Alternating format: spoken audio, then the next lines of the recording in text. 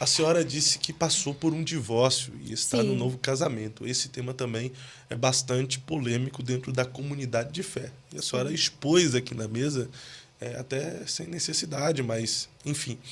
É, a questão do divórcio e do novo casamento, ela gera muita polêmica no nosso contexto. Que a pessoa que se divorciou não pode casar novamente ou que a pessoa não pode se divorciar. É, é, até que ponto o ser humano, às vezes, pode aguentar um casamento infeliz por seguir a lei bíblica, a ordenança bíblica? Repúdio e divórcio são duas coisas diferentes, né? Antigamente, os homens repudiavam suas esposas, mas não davam a elas carta de divórcio. Então, o que Jesus ali ele diz? Se você for repudiar sua esposa, dê a ela a carta de divórcio. Do contrário, se a repudiada casar, ela vai estar cometendo adultério, e quem casar com ela também. Mas, assim, no contexto... Porque, assim, hoje também está banalizado demais, né? Todo mundo, por incompatibilidade, vou casar de novo, vou divorciar e vou casar novamente. Aí não há respaldo para isso. O respaldo para um novo casamento é defendido pelos cristãos em todas as denominações possíveis, é a traição, é o abandono, é a agressão também, em alguns casos. Mas, fora isso, não há respaldo para um novo casamento. Você pode divorciar e viver para o Senhor. Né? Mas, assim, um respaldo para um novo casamento, no meu contexto, é o seguinte: eu saí de casa aos 17 anos, né? Quando eu entrei ali na fase da rebeldia, ali da adolescência, eu olhava para minha mãe que dizia, você vai ficar dentro de casa, a igreja, a casa... eu disse, não, então vou morar sozinha. Então, eu saí de casa, fui morar sozinha e, logo em seguida, eu casei com esse rapaz que eu namorava com ele, era um amigo de escola, que fomos namorando e casamos, enfim, tive 3 filhos, passei por 13 anos de casamento. Eu fui muito agredida no meu casamento. Então, assim, quando acontecer a primeira vez, hoje o conselho é para todas as mulheres é o mesmo. Acontecer a primeira vez, separe. Ou então viva debaixo desse jugo. Porque muito dificilmente um homem que agride uma mulher, ele vai reconhecer aquele que está errado. Na maioria das vezes, a mulher está certa e ele diz, eu estou fazendo isso por causa de você mesma. Então, assim, eu passei por situações, assim, extremas. Por que que hoje eu digo para você que eu não pego tudo isso para me vitimizar? Porque eu poderia ter parado ali. O meu ex-marido, ele não era crente. Ele não queria servir ao Senhor. Ele ia para a igreja por muita insistência e importunação. A Bíblia diz que a mulher sábia vai ganhar o marido sem palavras, mas nesse contexto também tem muitas mulheres que eu conheço até hoje, com 20, 30 anos de casamento, que nunca conseguiram ganhar seus maridos para o Senhor. O que é que eu digo a elas? Persevere. Mas há casos extremos em que não dá para perseverar. Se você é humilhado, traído, agredido, eu creio que Deus não quer isso para a sua vida. E a agressão e a traição, elas te dão respaldo para contrair. A parte ofendida, ela pode casar novamente.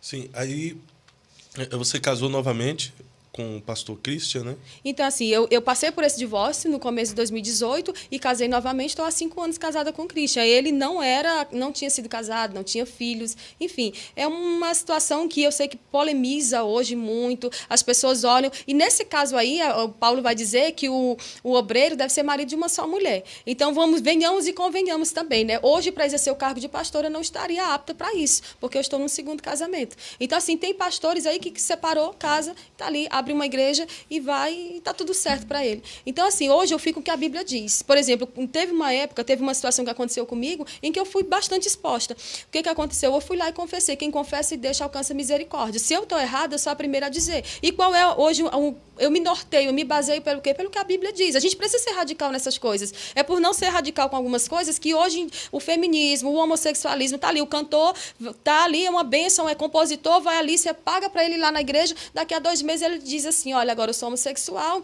e tal, eu estava cantando, eu estava usando drogas, eu estava num relacionamento homoafetivo, estou deixando o gospel. É por isso, é por a gente não ser radical com algumas coisas. Jesus foi radical quando foi necessário. Jesus, ele falou, ele pregou a verdade. É por isso que, por exemplo, João Batista, ele falava a verdade, chamava o povo de raça de víbora, e ainda assim o povo era convencido pelo que ele falava. Porque assim, se eu passei por uma situação de divórcio, se eu passei por uma situação de agressão, hoje eu tenho respaldo para dizer para mulheres, se você está vivendo essa vida, você está decidindo viver assim, porque muito provavelmente essa pessoa não vai mudar.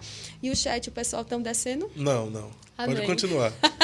Então, pastor, é isso. Eu não vejo respaldo para uma pessoa que está há 10 anos sendo agredida e a pessoa não reconhece que precisa de mudança. Não, eu vou continuar aqui porque Deus não quer que você viva debaixo de um jugo como esse. Deus não nos criou para isso. Então, assim, a minha mãe adotiva, ela me batia. Mas as agressões que eu sofri no meu primeiro casamento eram piores. E hoje eu passo por situações de verbais, né? Por situações de as pessoas me julgarem pelo que aconteceu lá no passado. passado. Hoje eu não julgo a caminhada de ninguém, porque eu não sei o que ninguém está passando. Dentro de 4 paredes, quem conhece você, quem conhece a mim, quem conhece quem está em casa é o Senhor.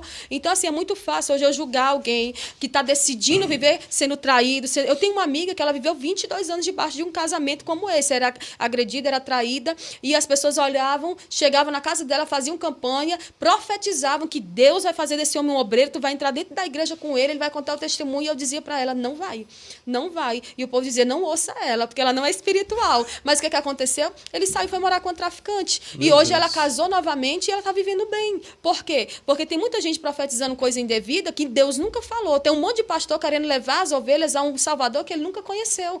Então, assim, é por isso que hoje a gente vê essas coisas. As igrejas aí que estão cheias de profetas, porque tem profeta verdadeiro, mas também tem o que se intitula profeta. Tem os falsos. E tem aqueles aplicativos de internet que a pessoa vai lá, pega a placa do carro, consulta tudo e vai lá e fala o nome da pessoa e tudo mais. Eu tenho uma amiga aqui em Curitiba. Vai lá no Facebook das irmãs e vê as irmãs colocando se sentindo sozinhas. Aí o profeta vê, não, mas a irmã é casada. Aí já abola uma profecia, né? Então, eu tenho uma amiga aqui em Curitiba que ela disse, eu fui numa igreja, o profeta revelou até o nome do meu esposo. E aí, assim, eu fico olhando que nesses contextos tem muita gente sendo levada. Tem muita gente sendo levada por pastoras, como uma pastora que tem no Nordeste, que fez não sei quantas mil tatuagens. Todas as tatuagens que eu fiz foi depois que eu vim para Cristo. Foi depois que eu me converti. E tá aí arrebanhando milhares de pessoas. Por quê? Porque ela profetiza o que os influencers famosos que eu vi. Quem é a Rayala Pavio? Não. Não. Seus advogados estão aí? Não, é mais para cima. Então, assim, o que esperar disso? O que esperar de uma geração que se deixa ser levada por profecia, mas que não conhece a palavra e não se baseia e se norteia por ela? Eu tenho que usar a palavra como respaldo para mim, para dizer para alguém hoje, para olhar para essa pessoa e dizer, o Senhor, ele muda situações trágicas, ele transforma a maldição em bênção se você se posicionar. Porque é necessário se posicionar, reconhecer, não, eu caí, eu falhei. O que o Senhor vai dizer a uma das igrejas ali em Apocalipse? Lembra-te de onde caíste, te arrepende.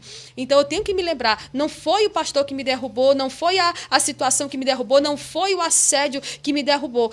Sou eu com as minhas próprias atitudes. Se eu decidir cair, eu vou cair e vou ficar ali naquele espírito de autocomiseração, de vitimismo, porque tem gente que ama se vitimizar. Verdade.